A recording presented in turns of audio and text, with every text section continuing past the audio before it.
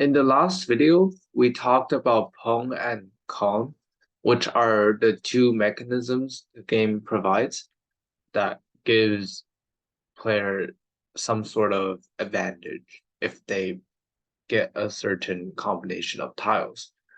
In this video, I want to discuss two things. The first is the current state of the game, and the second is the AI. So let's get started. The main difference between the game now and last time is that AIs can now perform all of the action. So they can pawn, they can con, they can do whatever. And I've added display to all of the AIs so that you can see um, their pawns and cons. So let's just play a normal game of Mahjong. Right? So in this hand, I think I'm going to play bamboo. So I'm going to play this one. And on the right hand side, you can see all of the actions. So you can see that it's now my turn. I play d7, which is this. And then it's AI1's turn. AI1 played d7. And AI2, AI3. And then now it's my turn. This is useful because this game can get very chaotic later on. Also, I think it's a good idea to add some sort of label to indicate which AI um, each box represents.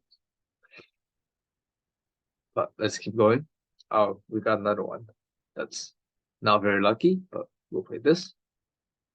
And nothing really exciting happens. So I'm just going to go with bamboo and characters. So I'm just gonna get rid of this one. Okay. Now we can see that I play d3, AI1 plays c2 here, AI2 played b7 here, AI3 played d5. Now the moment AI3 played d5, AI2 pawn, and now he has to play a tile. So here you can see that AI2 has a pawn with d5, and now the game turn changes back to AI2, and AI2 now plays one tile, which is d6. Yes, and that d6 is now pawned by AI3, as you can see here. So that's why you see these two yellow groups of tiles, right? These are pawns. The cons are a little bit different. They look a little bit more orange, and there are four tiles. So AI3 now played C1. So now I can choose if I want to throw, pawn, con, or skip. One thing I think I didn't mention is what cho is. Cho is basically if you're one tile away from winning. If you take this tile and you can win, that's called a cho. Right now, I can only punt, I believe. So I only have two C1s, and he just played one. So I can press P to pawn or S to skip. So if I don't want this pawn, I can skip. Remember, if I choose to pawn, I can never modify this combination. So it's always there. I can't just extract like a C1 from the combination. Like, oh, now I want the other two to be a pair. No, you can't do that anymore. So I'm just going to be here to show you guys. Notice how this one will disappear and these two will also disappear and they will all merge up here. So P, okay. For C1, press C to show we did that. Player pawn, now player one tile. I have to play a tile because I get a tile. So you always want to maintain the same amount of tiles in your hand. So now I have 14 tiles if I include these three. So I need to play one. I think in this case, I'm just going to play. I'm just going to play.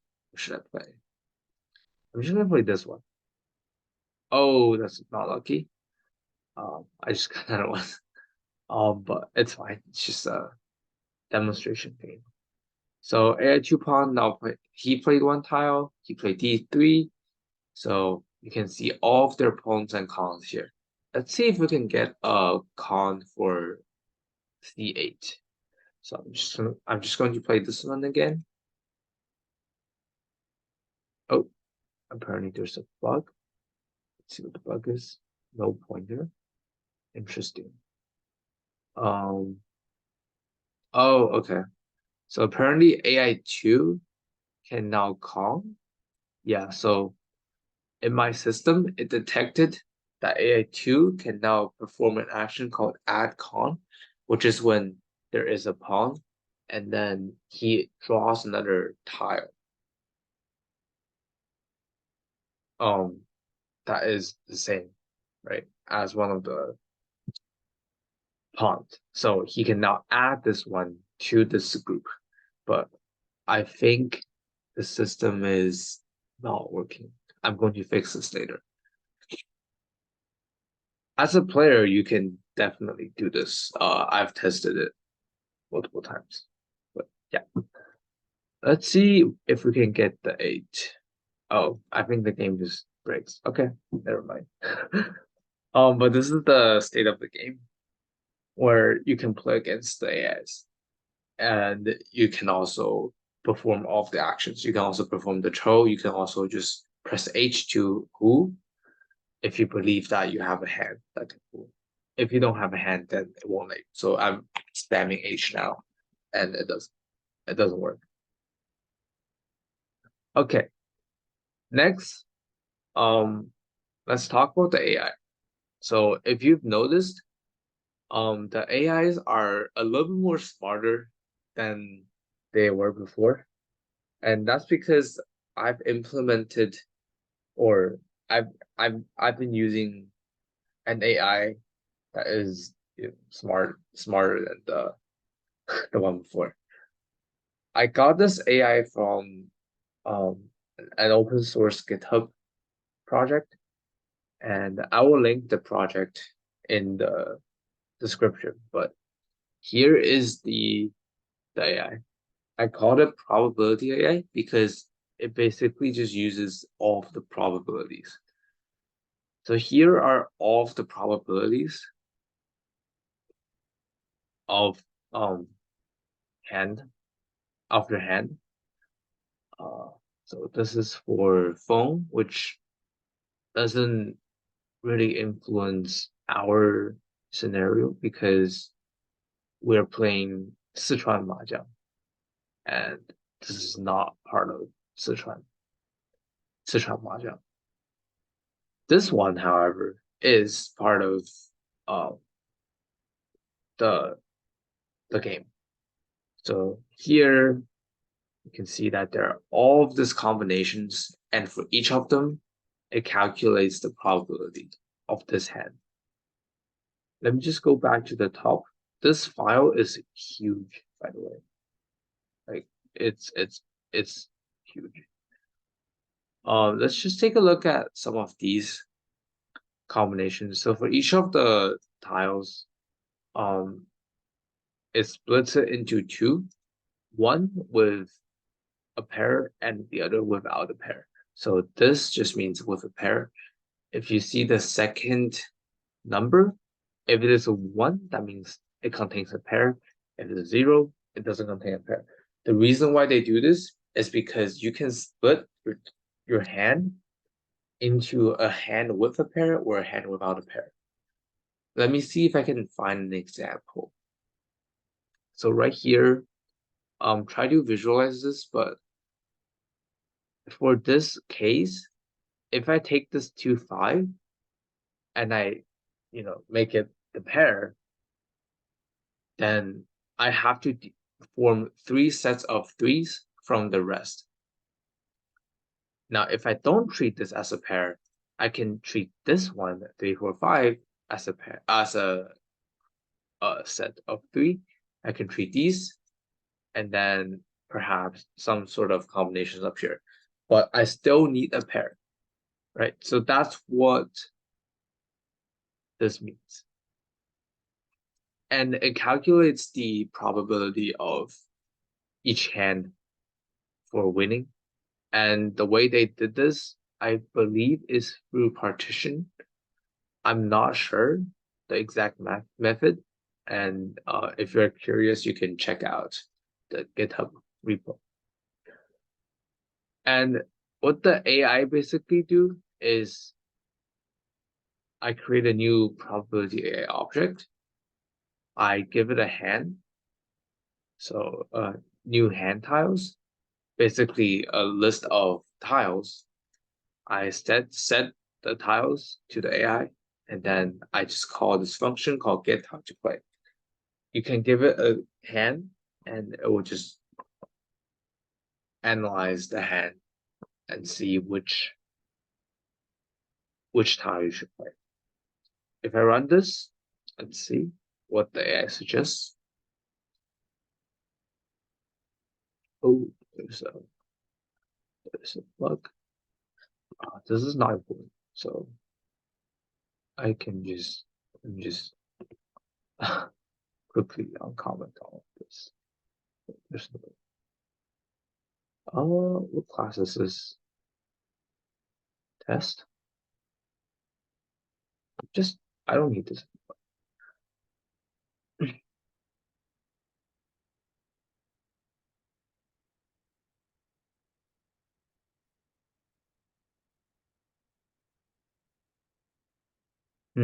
Interesting.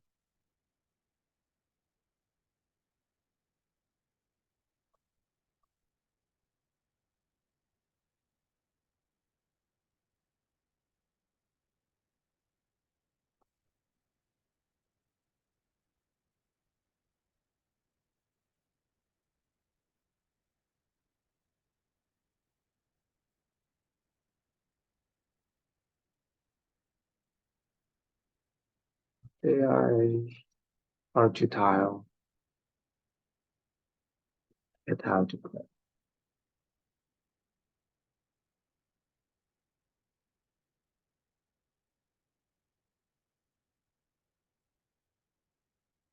This is I'm not sure why this is not working.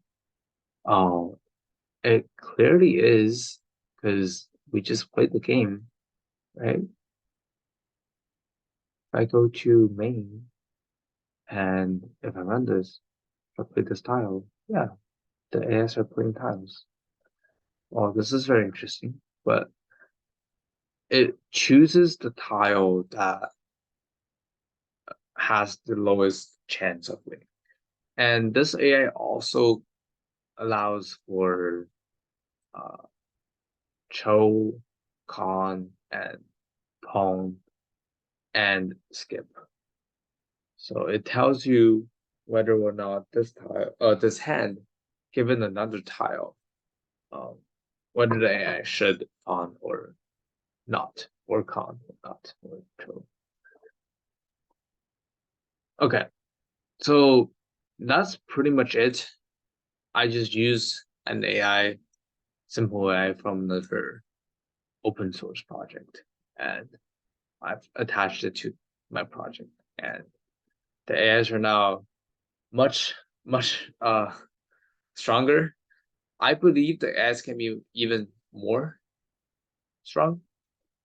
Um, if it considers the winning or which type of winning hand it wants to go for, and also the tiles left on the field who played what. Right now, the AI only considers its own hand. It doesn't take into any consideration of any other player. So I think the AI still has some sort of uh, ways to be improved. I might build a machine learning model for this project just to train the AIs, but that will have to come after the next video, which will be pretty much wrapping up the software part, right? Building the game part. And I might make another series on building the AI. But for now, this is what I've been building. And yeah, I will see you in the next one.